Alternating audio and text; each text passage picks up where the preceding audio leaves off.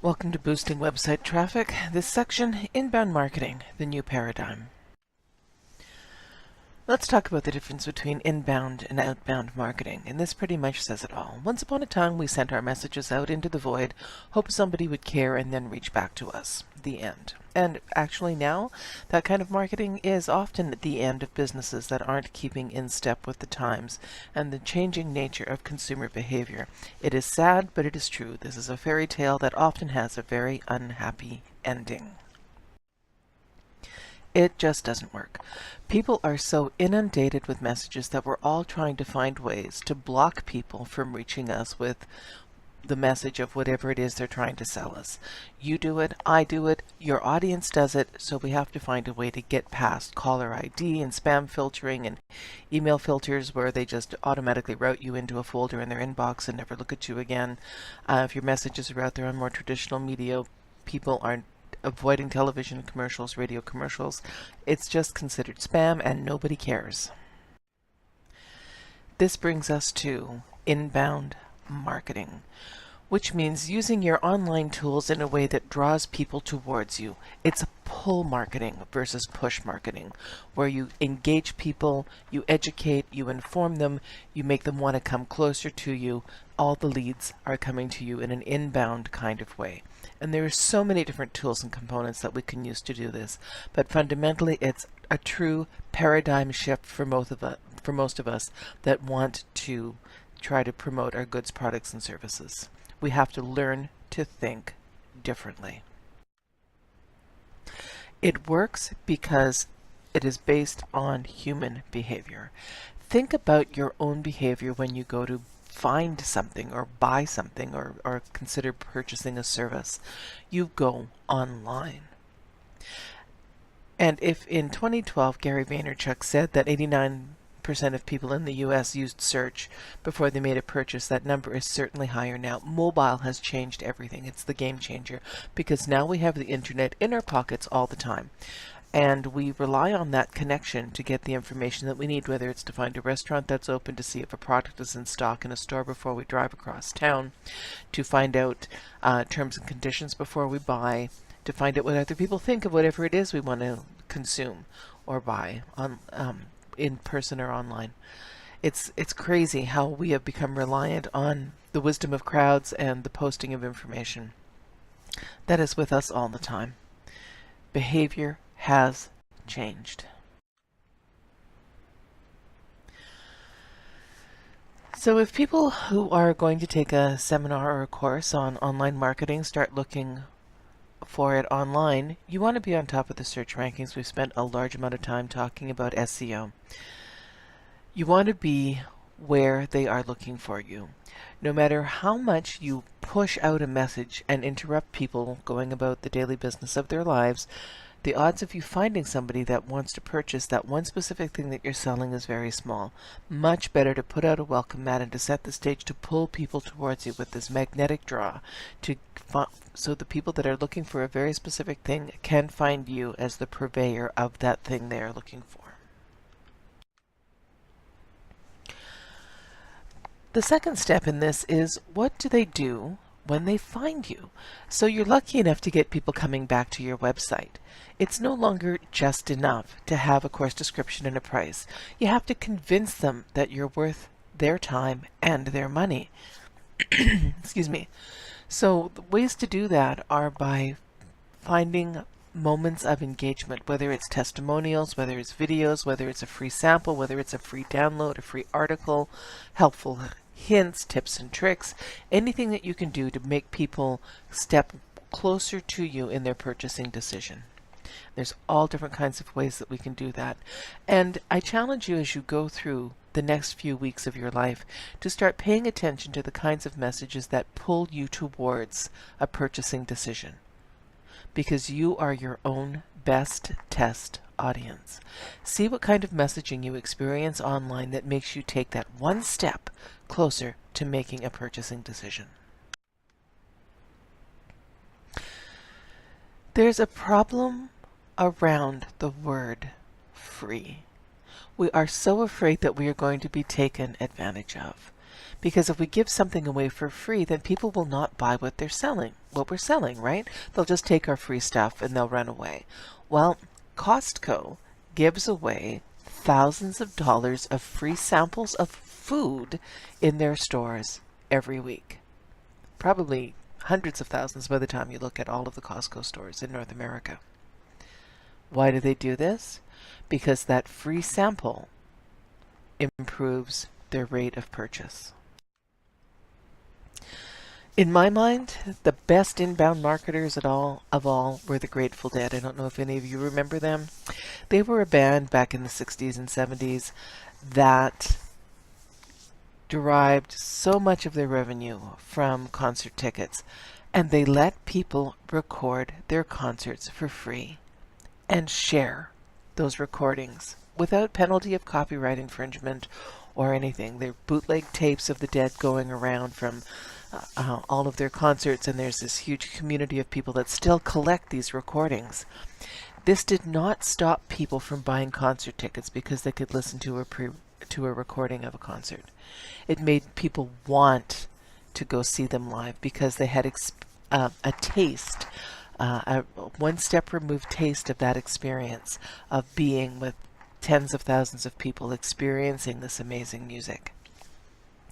It set the record industry on its ear because at that time everybody was so concerned about bootleg taping, and they gave their music away. They still sold a lot of recordings because people wanted the pristine studio versions, but their taper community really drove their concert sales, and that's where they made all of their money. When we start talking about inbound marketing, we have to stop thinking about customers and start thinking about leads. Because a lead is somebody that is not yet exchanging money with you. And this is what we're trying to attract with our inbound marketing, is people's interest, the people that want to make that purchasing decision, but they're just not quite there yet. So when we think about leads, who are they? They're the people that have exchanged their contact information with us in exchange for something, for a list of the top 10 best practices, for a white paper, for a webinar, for a blog subscription, or an email marketing subscription.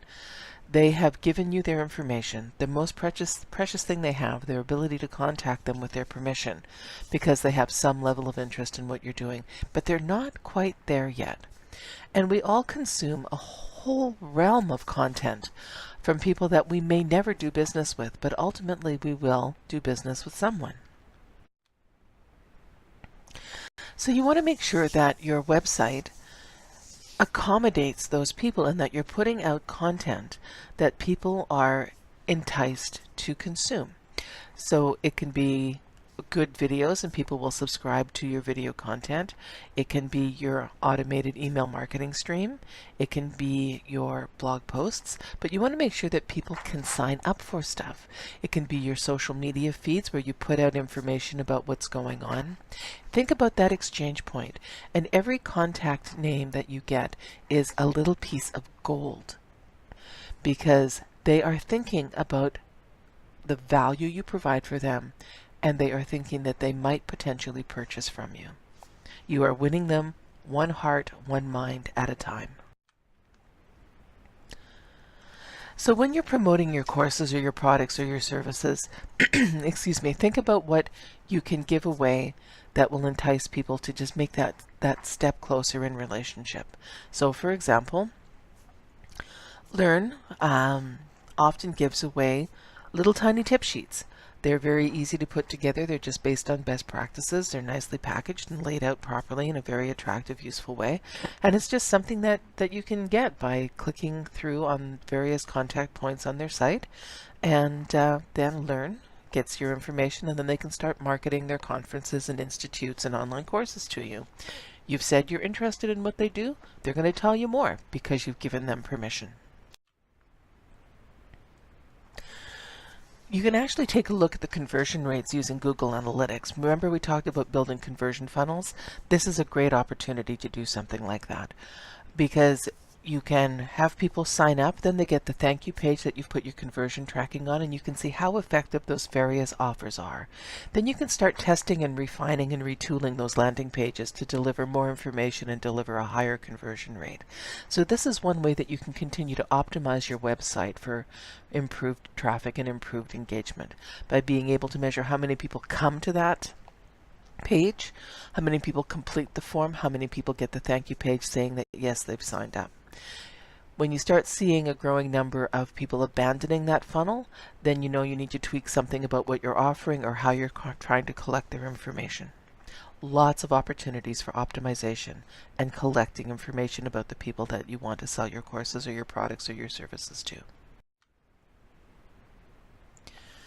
So how do you turn all of these leads into sales? Well, you have to treat them appropriately. You have to segment them based on what kind of things they're interested in, and then make sure that you're nurturing those prospects with more information about what you know they're interested in. It's much like email marketing, where you segment them and then you market to those individual segments. And you can ask them for their business. You can actually say, sign up now, sign up for this course. It doesn't all have to be fluffy and high level. There's that 80-20 rule. You want to send things that are informative, entertaining, educational, and you want to make sure that you're selling your courses, your products, your services, whatever it is, in that mix as well. So continue to ask them for their business. Ask them to continue to engage with you. Ask them to keep affirming and confirming. How do we start with inbound marketing? Well, as with all good things, you have to start with a plan. You have to figure out what your goals are, what it is that you want to achieve. So you can look at the number of widgets that you sold last year and figure out how many more widgets you want to sell this year, how many courses in each department you sold last year, how many more butts in seats you want to get. What is the end goal? Is it profit? Is it volume? Is it new traffic through the door of your physical store? Is it more online purchases? What is it you want to achieve? So your goal is you want to achieve more sales. Then what do you want to achieve? How do you want to achieve them? Look at who your audience is. Who are you trying to attract, and where are they? What do they need? What can you do that will help them? What value can you add to their world? What's going to be in it for them? Your website is the cornerstone and linchpin of all of your inbound marketing efforts. So you want to make sure that your website is great and that your website is something that you can continue to tweak over time as you figure out what works and what doesn't work.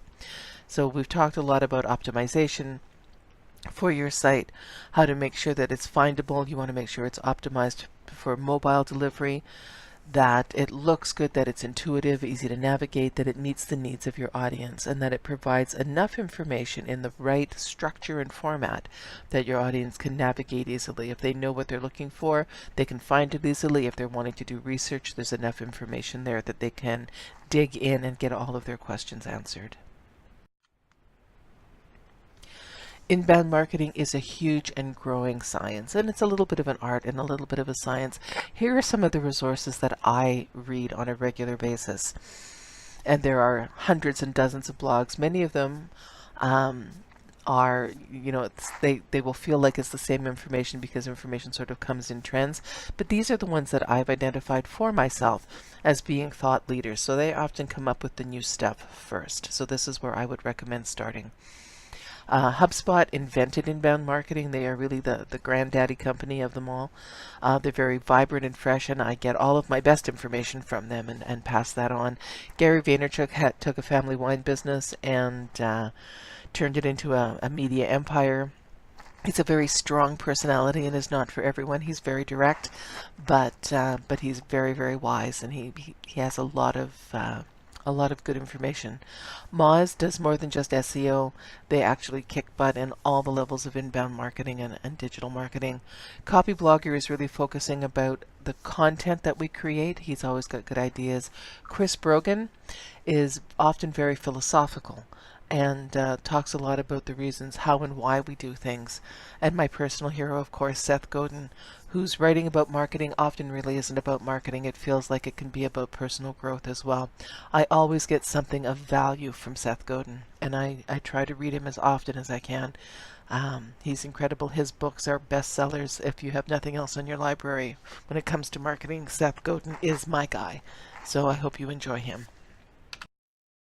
Looking forward to answering your questions in the forums.